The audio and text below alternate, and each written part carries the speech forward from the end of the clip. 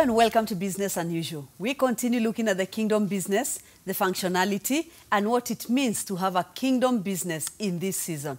Now, we've been talking about the mandate of man from Genesis, and we said that in Genesis is where you find the origin of everything. So when we talk about kingdom business, we must be able to find it in the book of Genesis. We read Genesis chapter 1, verse 26 to 28, where God talks about creating man in his image after his own likeness. And we saw him giving him a mandate. We are looking at this mandate. When God says, be fruitful, multiply, fill the earth, subdue and have dominion, what does he really mean? That's what we are looking at. My name is Susan Opio. And my name is Charles Opio. Now, we continue looking at the mandate of man. Yes. We've looked at fruitfulness. Yes. Now, today, or now, we continue talking about multiplication. Multiply. Yes. Multiply. Yes. So you see, God is now showing us the movement into the mandate. Yes. So we've seen that fruitfulness has to do, first of all, with creativity and innovation. Yes. That you get something from God and you create it. So it's almost within the fruitfulness is where lessons are also learned. Mm-hmm. It is there that you perfect something. Yes. You modify, you become good at it. You see its usefulness, you test it, you prove it. Yes. Once that is done, it is now time for increase. For you to multiply that. We see that principle even with Jesus. Yes. He takes 12, makes them fruitful. Yes. Then tells them, go. Go. Because these ones are already fruitful. Exactly. Multiplication is when you go beyond yourself. yourself. Go and teach them everything I have taught you. Go and replicate what we have. Okay. Multiplication talks of a wider reach. Talks of greater influence. Increase in numbers. Increase in number. Now this thing is going out. Yes. So remember we began by saying nothing that God does is for personal benefit. It's for the benefit of mankind. So it means whatever you do as a business person, yes, you must have a global vision. So if you talk about global vision, you're yes, talking about getting an idea from God. Yep. There's no idea from God that is local. Exactly. God goes beyond you. Yes. So if you've been having a business and you're stuck in this smallness, yes, you have to ask yourself again, exactly, is this a kingdom business which maybe you got stuck, yes, and were unable to follow because of an alignment with God to know how to take it to the world. Here comes the issue. Yes. We normally say, in the natural way we've been taught business, is that your business should meet a need. We change that. We say your business should transform a life. Now, why do we say that? Yes. When the need is met, your business is useless. And that is where you are unable to go beyond the need that you have met. Outside of that scope, yes, what if you go to another nation where that need does not exist? Okay. You're irrelevant. Yes. But if your thing is changing lives, a kingdom business goes beyond locality, beyond nation. To transformation. Remember, it says, be fruitful, multiply. So you'll see that it goes beyond an environment. So multiplication here is not a principle of addition. This is not addition. It's multiply. Multiply. That means it's alive. Yes. It's a ripple effect. It goes increasing. The wider it goes, the more impact, the bigger, yes, the more effect it has. And let's talk about the Babylonian or the world way of business. Yes. Of course, you have this linear mentality. Yep. And God is telling you, listen, I don't operate in a linear path. No. You see, how do we know something is kingdom? Okay. It affects humanity, not Christians. Most people are starting their business and their target are the Christians. Such a small market. Very small market. Okay. Humanity. Yes. Now let me explain why that is important. If you're targeting humanity, then your business is relevant anywhere and everywhere. Everywhere. If you're targeting a market group, I know you're told in business school that you must have a niche. Yes. In the kingdom, you don't have a niche. You have a solution. And the solution goes beyond you, goes beyond your reach. It is true that sometimes you may need to modify the business, yes, but it will still have the same impact where it is. That's part of the fruitfulness. So when you're talking about God mandating man yeah, to go and to multiply, yes, God is telling him already when you hear that statement, multiply, yeah, it tells you cannot be locked exactly in one place. Assuming today God gave you a cure for cancer, is it local? It can't be. Exactly. It can't be. Anything God gives you is for mankind. That term must ring in the head of a kingdom entrepreneur, that if your solutions are not for mankind, you're still in training. You're not yet in kingdom So there's business. a possibility that you have an idea from God. Yes. But you're not unable to move on. Yes. And you're not unable because God is stuck. It is you who is not believing. Exactly. Because when we see Abraham being told, get out and go to a land I will show you, we see God not specifying where he's taking him. No. Now, fear could have kept him here. Exactly. And tell him, I'm not leaving until you tell me where I'm going. Yes. Now, there are many business people who are like that. Very simple. Because God is not giving you specifications. Yes. Okay? You know, Moses had a strange way of putting it, because he must have studied his forefather. When God told him, I will send an angel, Moses said, no. If you don't go with us, we are not going. We're not going. Yes. What does he mean by that? He doesn't mean God is in one location. That you must come with us. No. He means that I only want to function the parameters where you are. Where you are operational. Yes. That's where I want to operate. If you're not there, I'm not going. Exactly. And that's the mentality we should hold on to as business people. Yes. We should come to a place where we are saying, the kind of business I'm doing, even though it will bring money, if God is not in it, yes, I'm not. And I'm not doing it. It's a very simple test. Okay. Check what you're doing. Ask yourself, if today you were moved in nations, would it be applicable where you're going? See, this is difficult because most people's idea of business is looking for an idea that is working in another country and then importing it here. And here, because it is new, it is unique. Okay. But now once you and go we out... pride, in fact, sometimes the problem we have is we pride in saying where our product is from, not what our product is. Okay. Because we're taking advantage of the reputation of another environment. So without where it's from, we have no value. There's also the value here goes down. Exactly. So I'm using that so that I can raise the value. So, now, remember we said that kingdom business people are people who are dependent on God. Yes. They are, when you talk of fruitfulness, when you talk of multiplying, we are saying that it's an idea from God. Exactly. Now, an idea from God has not been seen before. Absolutely. So you cannot say it's from there or wherever. And when it becomes multiplication, because it's already in the earth, the reason people have an interest is because of the transformation it's already bringing. Yes. And it's because they already see it immediately. You see what happens? I've discovered something very interesting, that when you have something that people know is valuable for them, many times they don't really care who you are. Or where it came from. And an idea from God, people do not care about your papers because that's where other people are stuck. Absolutely. That God is telling you to do something, but you're asking yourself, but I need a partner who has those kind of papers. Now, when it's an idea from God, let me give an example now. We've just come from a season of lockdown. Schools are shut. Or they are now coming back and it's like, how do we take in students one-on-one with the kind of the environment, the corona thing. Now, we need to ask God, you knew this season. Simple. And you knew the schools will be destabilized. Now, how do I come back to a place where we can start a school or a new system, not the old one, a new system that makes the parents comfortable, the teachers comfortable, and the students thrive? Now, the sad thing is, with what you're saying, is so many parents are struggling with children are not going to school. Yes. They're struggling with, we are losing an academic here. They're not asking the question that is more important. Yes. What is the future of the children? The future of the children might not require what you're missing. So 1 year, I mean, 2020 has been a year. Yes, the wrong question. The wrong question is not how quickly do we get them back to school? Because you've already locked it in your mind that their future is pegged to this process. When the process is changed, you think they have no future. Not understanding that their future is never pegged to a process. There's something you've always said before. Yes. That when it comes to education, there are some courses we are taking that by the time you finish, it's obsolete. Absolutely. Now, with COVID-19, it actually came to force some people to see. Can you see this is over? But there are people who are still forcing themselves into that kind of a thing. Let me tell you. When you have a program in your head that says, life equals a degree.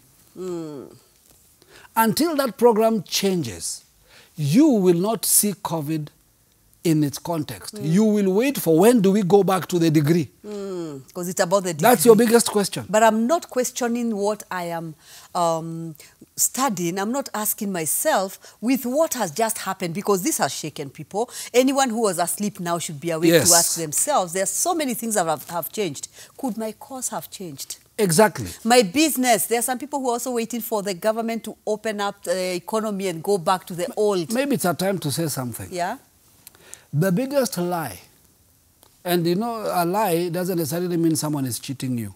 Let me explain. Okay. I can tell you a lie and I believe it. The fact that I believe it doesn't mean it's not a lie. Because people think someone must lie to you for it to be a lie. Okay. But someone who has believed a lie thinks they're telling you the truth. And when they tell you the lie, it doesn't make it a truth. It even is though still they a lie. believe in it. They're very sincere. Okay. So when government tells you sincerely they will create 5 million jobs, 2 million jobs, you must understand it's a lie. By the way, the government is not lying. They believe it. They're not lying. It, yeah. But what they're saying is a lie. It is impossible in future economies for governments to create jobs. Where we are headed to, it's a matter of innovation. Simple. Invention. Yes. You coming up there and saying, listen, I have to think beyond government jobs. Exactly. What governments are supposed to tell you is we'll create environments where you can work. Okay. That's a much more logical environment. Yes. We'll make it easy for you to be an entrepreneur. We'll make it easy for you. In fact, government should tell you, we will create an environment for you to create jobs. So you are the creator here. Not us. The problem is when you see sons of God stuck, waiting for the government to give them an opportunity. Yes. Yet God is saying, tap into the heavenlies. Listen. And you will have downloads of things. You actually become now the creator of jobs. Most people don't know that governments will not tell you the truth. They are currently very happy because they've delayed graduation. Because where were those people going to go? Where were they going? Yes. Which jobs were going to exist? As it is, they are working on skeleton in every government. People have to stay home. So where were they going to put you into? Yes. So what they are doing now is rethinking. And you see, that's what we are asking. That with COVID-19, if you're still thinking that I'm waiting to graduate so that I go and get a job in a government that is already on skeleton. There you go. Why can't you sit down and say, wait a minute, this thing, okay, you know there are times you tell yourself, my life was a hoax. Look at yourself and say, up to where I am, seriously, this was a hoax. That can be a redeeming thing to think. Yes. When you come up and say, I want to think different. Yes. Because where we are headed, if I'm still thinking that there's somebody somewhere who is waiting to give me a job, yes, I'm living a hoax. That's it. Yeah. And that's a problem. Now, if we understand that, that's why kingdom business creates, like we began by saying in this series, creates a new environment. It is in this opportunity that we need kingdom businesses. Oh, yes. Actually, that is why this now becomes a place where we thrive, because it's in this season when we need solutions. Because my creativity, as it increases, as it multiplies, it creates opportunities for others. Okay. Some people will find work because I created something. Yeah. See, when you don't create something, and if the thing doesn't grow, people won't find work. Now, let's say it better.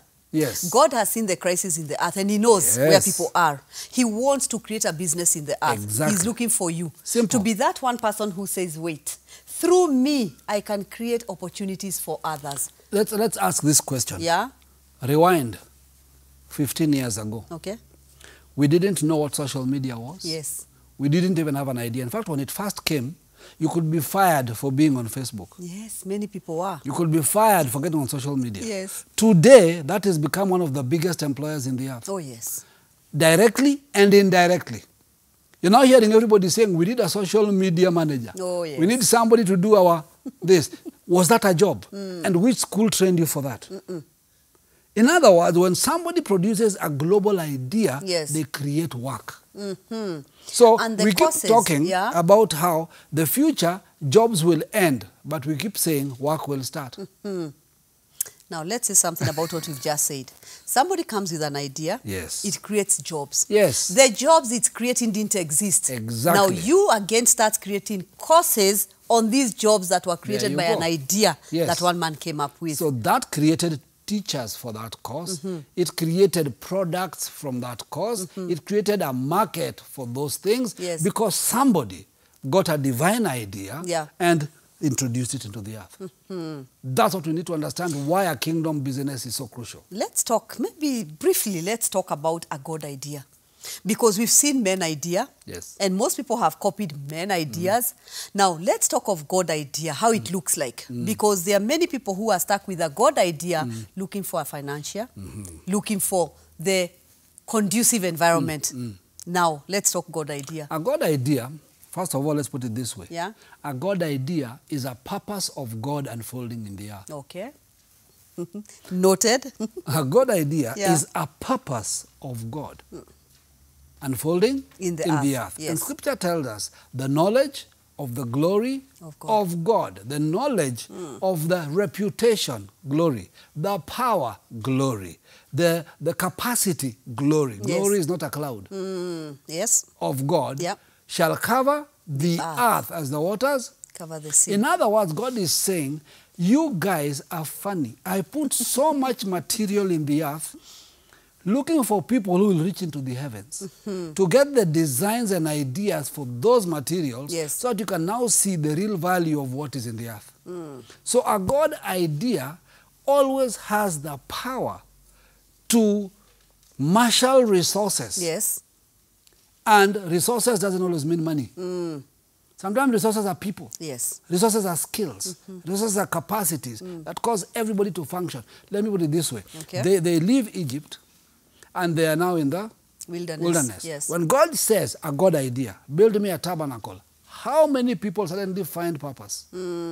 People who are slaves in Egypt, Thank you. They are now the artisans. The artisans here. Yes. All right. The Bible says skilled. Okay. With art, I have filled Bezalel with my spirit. Yes. I have skilled him with all kinds of skill. Yes. And Aholiab with him, and all the artisans, and all. See the list. So can we say that this guy in Egypt, he was still a bricklayer? Yes. But he was a slave. He was a slave. All right. For God to say that I have filled him with my spirit, yes. It means that there's a skill you might have. Yes. But until God's spirit comes upon it, you will remain a slave in the Babylonian system. Let me put it this way. Yeah.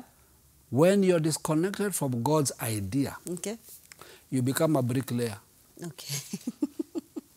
In the world. In the world. Okay. In other words, your contribution is replaceable. Your contribution is minimal. Yes. And your contribution makes someone else wealthy. Let's say that again. Because as you say that, identify yourself. Yeah. Is this me? Exactly. Yeah. Your contribution changes nothing. You're replaceable. Okay. Your contribution is negligible. As in terms of if you are removed, somebody else can your come absence and will not be felt. Nobody will feel it. Yeah. And your small contribution with many others equals somebody else's greatness.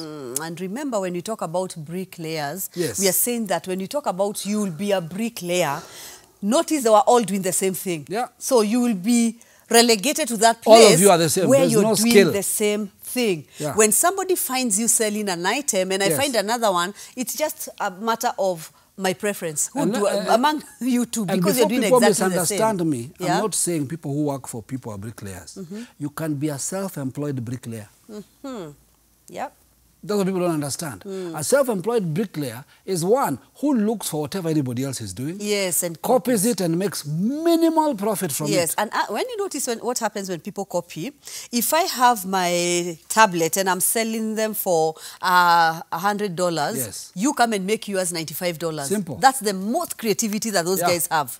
Creativity of downgrading things and reducing the value and the price. In other words, your creativity should be called depravity. Let's get it correctly. Because what it does is that it reduces value. Kingdom creativity increases value. Yes. So what does that mean? It means that if you are a kingdom person, it's not the product that changes value. It's that when the product comes into your hands, it increases in value. Yes, because the value in you can be seen through. Thank because you. Also, when you talk of kingdom business and we talk about you being a bricklayer, I think that's something we need to labor a bit on that. When you talk of being a bricklayer, you look at your job and say, what you're doing, like you said, is routine. Sameness, everybody can do it. If somebody comes up with one machine, it can replace all of you. All of you. In fact, bricklayers hate technology. Yeah. Because technology replaces them overnight. But if you're an artisan, a skilled worker, you can take the same brick and add value to it. Because an artisan, the ideas originate from internally. A bricklayer is externally, because all I need to do is check what you're doing. Let's take a simple example. Okay. Block of wood. It can be firewood. Yes. You can sell it as firewood.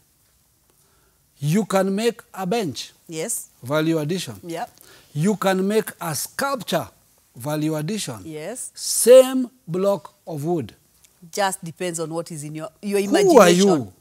Your imagination. Thank you. Now, when we talk about kingdom business and, of course, operating with imagination, you cannot do, and that is the one thing I see in the church, we really reduce imagination. Completely. When we talk about imagination, we are saying that God drops an idea in your mind. And when he drops, everything God drops in your mind must form pictures. Yes. Now, if you don't have pictures, if you don't have data that God can use to transform that which is in his heart into the earth, you are limited to a bricklayer. Very simple. And so what we're basically saying, why a kingdom business person? Because you said an idea that originates from God. That's a query here. If you're a true kingdom person, your idea, it touches anything material, that thing's value changes. That's how you know it's a kingdom idea. Explain that again. Give us an example. Very simple. Now, let's take Africa. My famous Africa. I always talk about Africa is the man at the pool. Sitting there 38 years waiting for a man. For there is not a man that can put me in the pool. That is, and he's telling a man. Exactly, but he's telling another man. Yes. And in his 38 years, maybe he has seen 38 people. Okay. So that is madness already, to be there. Africa. Yes. Now, Africa's problem is exactly that. We, fact, have 70% of the world's resources with 30% of the world's population. That math is already a problem. Okay. The rest of the world globally is 70% of the world's population with 30% of the world's resources, and they rule Africa. They do. Why? Right there is just, I mean, you sit and tell yourself, Africa. And stop getting angry and saying you will change. It doesn't change like that. Let me explain. The gold is in Africa in the mine. We are very good at getting it out of the ground. That's all. The only other gold we need, I mean, we have gold in Africa. And we sell it as is. Yeah. We have gold in Africa that we do not want to process. Yes. We want the one in heaven. Yeah, no, we're quick. Streets of gold in heaven. Let's go to heaven. Yet we could build our own streets. We can do it here. It's a joke. So here we are. We take the gold and we sell it as is. Yeah. Someone takes that gold that you sold him in a kilo. Yes. He will go and make jewelry, value addition. Yes. He will give it shape and value. Then you will go to Buckingham Palace to go see Buckingham Palace and be amazed at the gold that came from Africa. Yet there's no gold there. Because we do not have a divine connection to add value to what we have. You said something earlier in our previous broadcast. Yes. That when we talk about the earth having no form and void. There it is. That's exactly what you're saying about the gold in Africa. Yes. It is gold, yes, but it has no form and it is void. Why? We have not given it shape. No imagination. When there's no imagination, the gold itself is value. The block is value. Yes. But when there's an imagination, you sit down and say, this gold is not yet ready. Yes. God gave it to me raw. I must add value. That's the principle of the talents. Now, that's what you're talking about, multiplication. Yes. Now, fear, ignorance is what causes you not to process that which you have. Exactly. When you look at Africa, we are talking about a nation that, a continent that has almost everything that the world needs. Yes. All right? Yep. Now, when you talk about technology, they are dependent on Africa, on the raw material. Exactly. To talk about technology and bring it back to us. There you go. Now, what stops Africa from moving on? Fear. You're watching now and you're asking yourself, I have gold around. I mean, I have gold. No, let's... But I'm asking, who knows a buyer? No. This is the problem. We do not know, one, how to access the mind of God. And let me put it this way. We love technology, we love innovation, we love the mobile phone. Every processor that runs this phone comes from a metal called coltan. That metal is found in Africa. It's been here since our ancestors. Yes. Maybe it's time to go watch Black Panther. It might help you.